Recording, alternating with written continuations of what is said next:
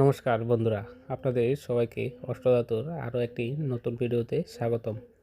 বন্ধুরা, মমতা ব্যানার্জির একটি উক্তি যা তিনি বাংলাদেশের একটি হত্যাকাণ্ডের ঘটনাকে নিয়ে করেছেন তা খুবই ভাইরাল হচ্ছে এখন। তিনি পোস্ট পোল ভায়োলেন্সের বিরুদ্ধে করা তৃণমূলের একটি ধর্ণা মঞ্চে একটি খুবই চাঞ্চল্যকর উক্তি করেছেন, যেখানে তিনি বিজেপির বিরুদ্ধে আক্রমণ করতে গিয়ে বাংলাদেশের একটি হত্যাকাণ্ডের ঘটনার উল্লেখ করেছেন। যদিও তিনি নির্দিষ্ট কোনো ঘটনাটি তা উল্লেখ করেনি।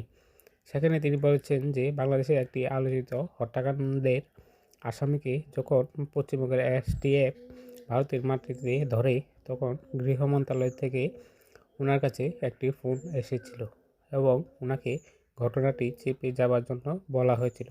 তিনি আরও বললেন যে তিনি সব জানেন যে কে কাকে দিয়ে কাকে হত্যা করিয়েছেন। যদিও যে হত্যাকাণ্ডের কথা উনি পরোক্ষভাবে বলেছেন, সেই হত্যাকাণ্ড কে করেছে, কে করিয়েছে তা এখনও বিচারাধীন। তিনি আরও বলেছেন যে তিনি তথ্যের ভাণ্ডার। তিনি কিছু বললে বাংলাদেশের মানুষ উত্তাল হয়ে উঠবে। অর্থাৎ তিনি মোটামুটি বলতে চেয়েছেন যে বাংলাদেশের মানুষ ভারত বিরোধী হয়ে উঠবে। এখন দেখার বিষয়, তিনি এতদিন একটি রাজ্যের সর্বোচ্চ স্থানে থেকে দুই রাষ্ট্রের মধ্যে সম্পর্ক খারাপ হয় এমন কোনো উক্তি করতে পারেন কিনা। উত্তর অবশ্যই না। তিনি যখন মুখ্যমন্ত্রীর শপথ নিয়েছিলেন, তখন তিনি নিশ্চয়ই পদ ও গোপনীয়তার শপথও নিয়েছিলেন। কাজেই ওনাকে যেই ফোন করুক না কেন, নিশ্চয়ই তার ব্যক্তিগত স্বার্থের জন্য অবশ্যই ফোন করেননি।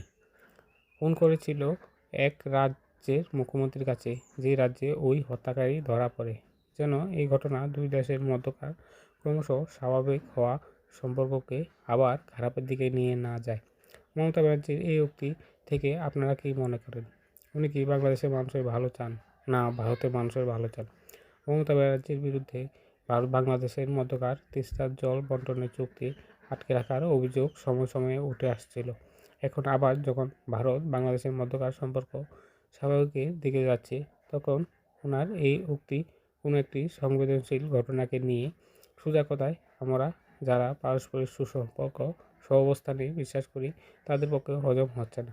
আপনাদের রাজনীতি একদিকে, আর রাষ্ট্র শান্তি রাষ্ট্রহিত আরও একদিকে। কাজেই রাজনৈতিক ক্ষমতা হারানোর পর যে কোনো ব্যক্তির রাজনৈতিক মাইলেজ পাওয়ার এই ধরনের কর্মকাণ্ড কোনোভাবেই সাপোর্ট করা যায় না। উনি তৃণমূল, বিজেপি, সিপিএম বা অন্য যে কোনো পার্টির হন না কেন, রাষ্ট্রহিত সর্বোপরি। এত সময় ধরে অষ্টধাতুর সাথে থাকার জন্য ধন্যবাদ। নমস্কার।